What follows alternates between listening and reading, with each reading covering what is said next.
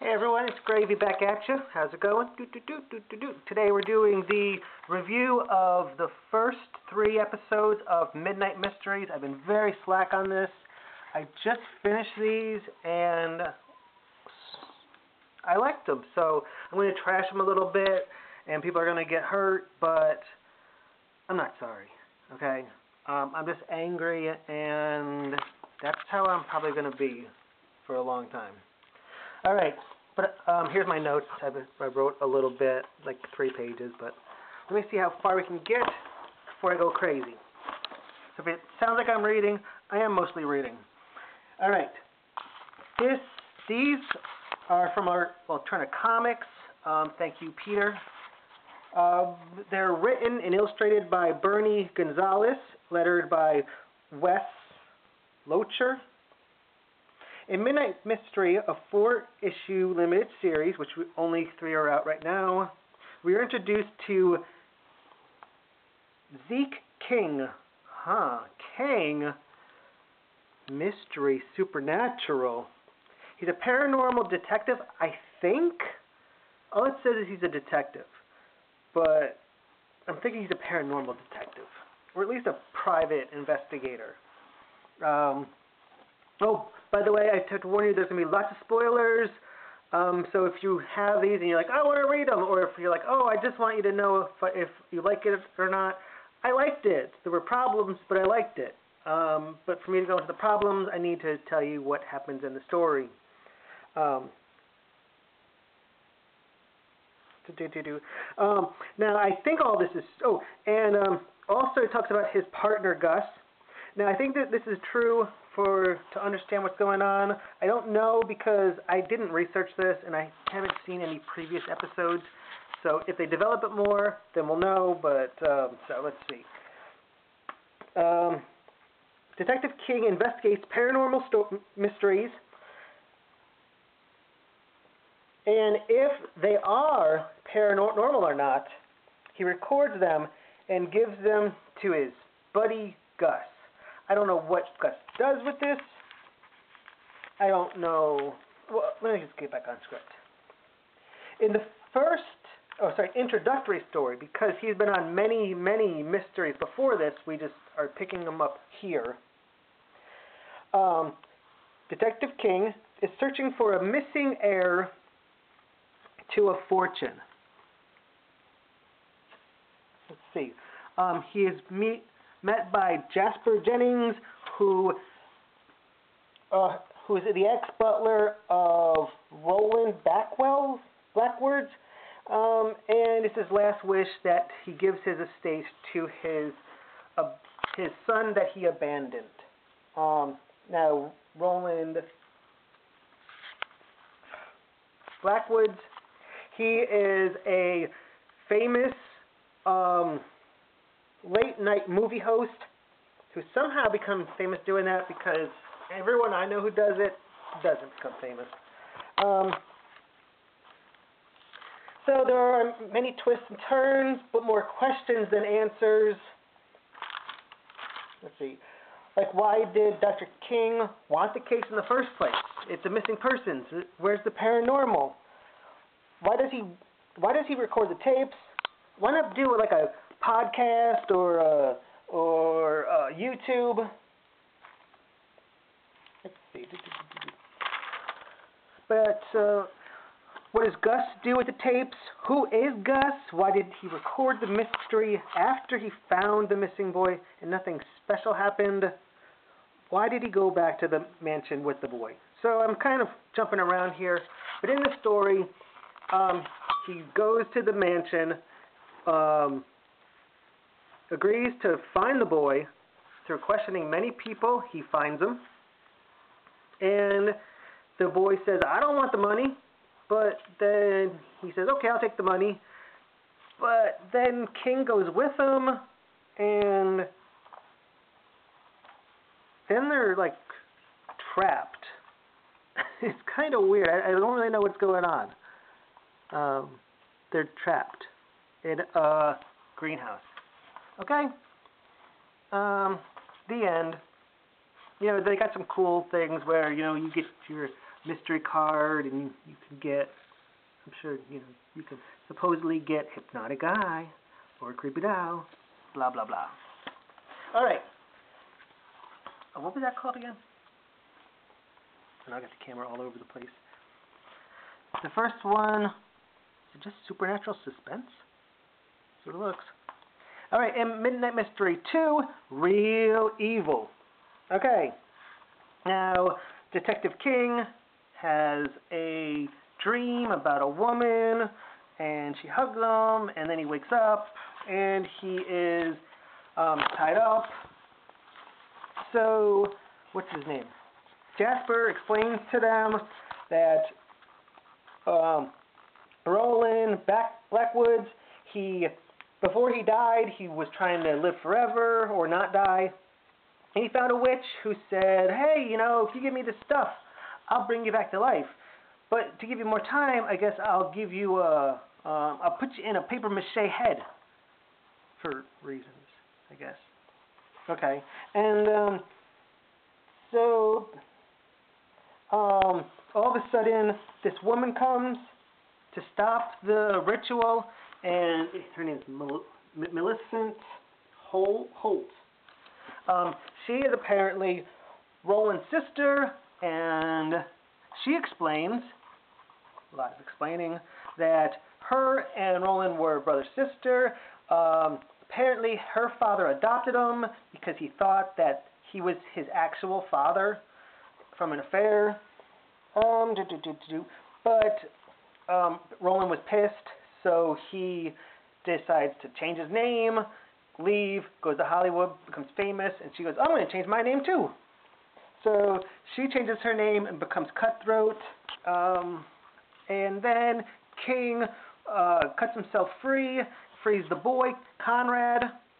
That's not Conrad. Is that Conrad? No, it's not Conrad.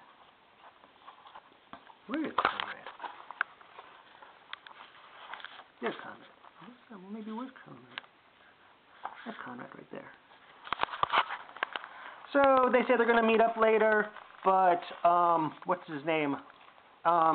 Jasper's pissed off about the ritual being canceled, and I think he might have been in love with Roland Blackwell or something. I don't know, but Jasper gets pissed, shoots her, and then blows up the building on accident. But there's like flames all over this place.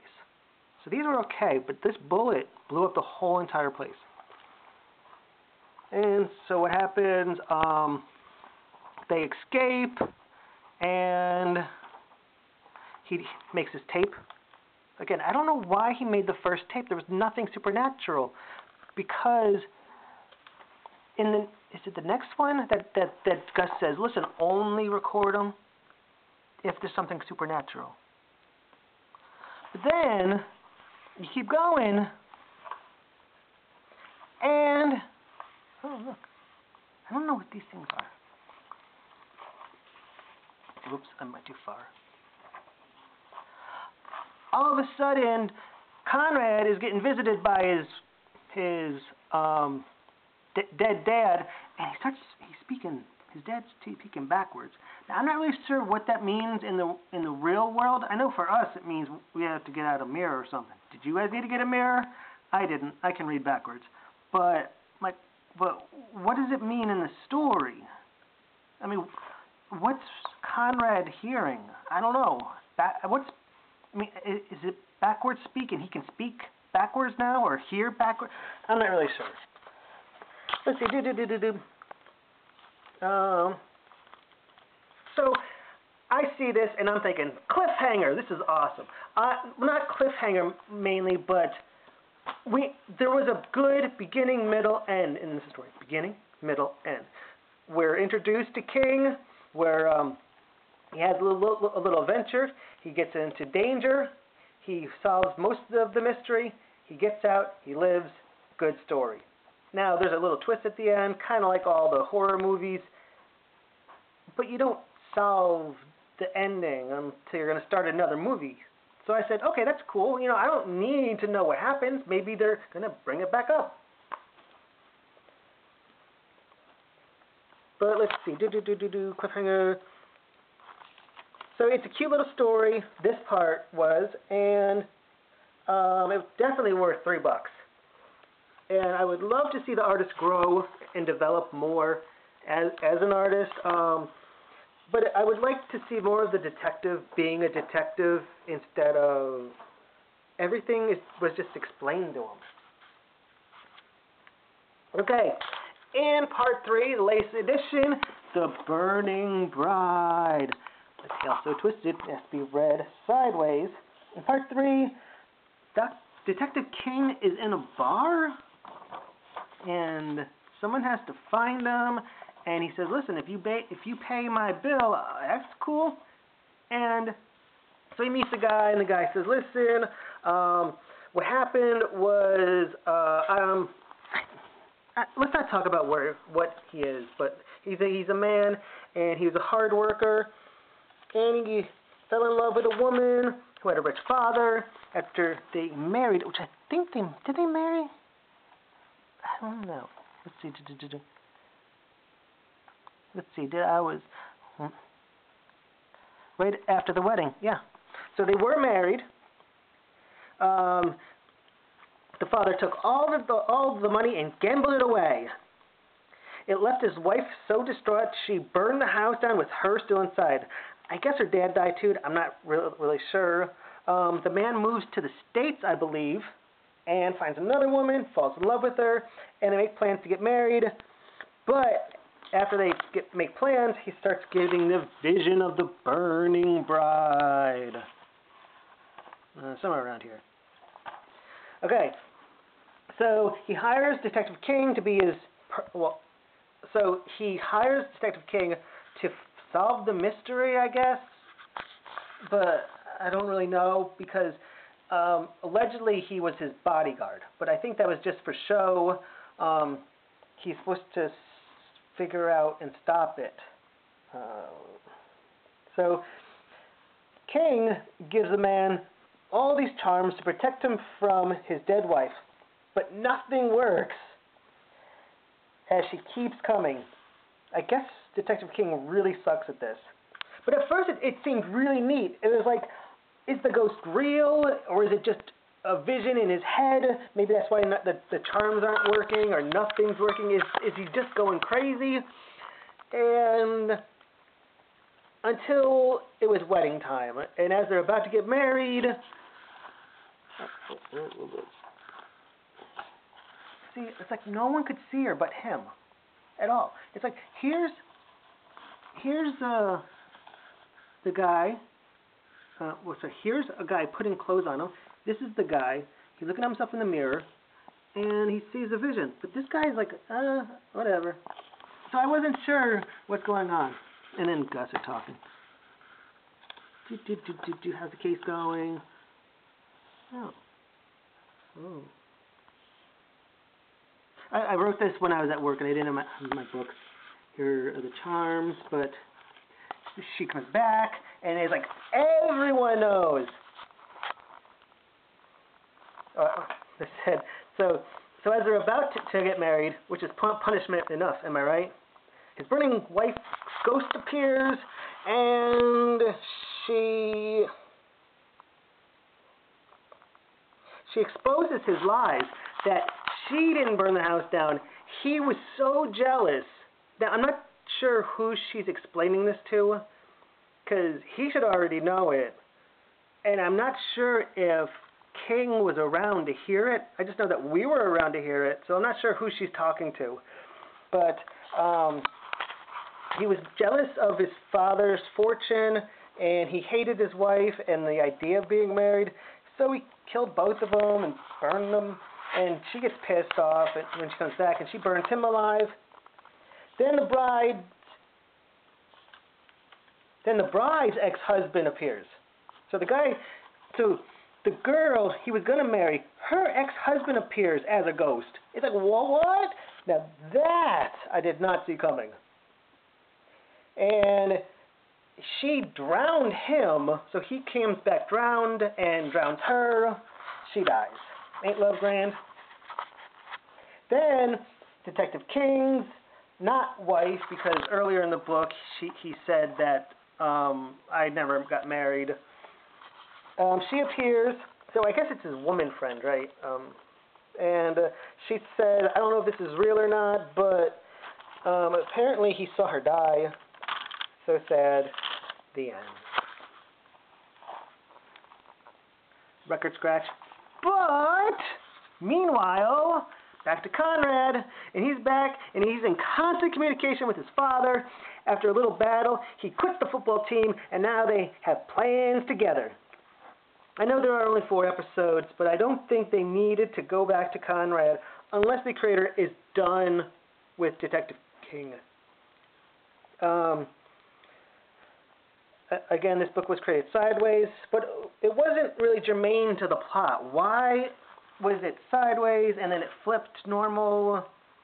I mean, I understand. I mean, I like William Castle and all of his hokey stuff, but you got to tie it in with it somehow to the story. To me, that's what I think. Again, this is a good read. It's $1.50. I mean, I buy comic books that are $25, and they're only slightly better written than this one is. Slightly better drawn than this one. So, but then again, the detective doesn't solve any mysteries, and all his help fails. So in the end, he could only observe, like the audience. Maybe the story is telling us that all of us can only watch as things happen, powerless to change things. I wonder how this is going to wrap up. I wonder what's going to happen. Maybe I'm missing something. Maybe I'm just not getting it. I don't know. I need the 4th episode, but I mean, I have faith. I like it. As I said, I mean, we have to support these because this is it for us, comic book fans. We are about to have 5,000, 6,000. I mean, if movie ticket prices don't jump up soon, comic books are going to be more expensive. And I'm saying the monthly comic books are going to be more expensive than movies. And so we need to bring it down. So they're very fun reads. They're very easy. You know, normally I don't like to guess what's going to happen. I like guessing what's going to happen on these. And I'm mostly right. So that's why I like doing it. But I don't know. It's a fun time. That's it for us. This is my first official written down review of comic books. I'm hoping to do some more, but I'm so exhausted. It's tiring being angry all the time. It's tiring. So, peace and love. Deuce to the face. Do the hand thing. Do the hand thing. Peace and love. Bye, y'all.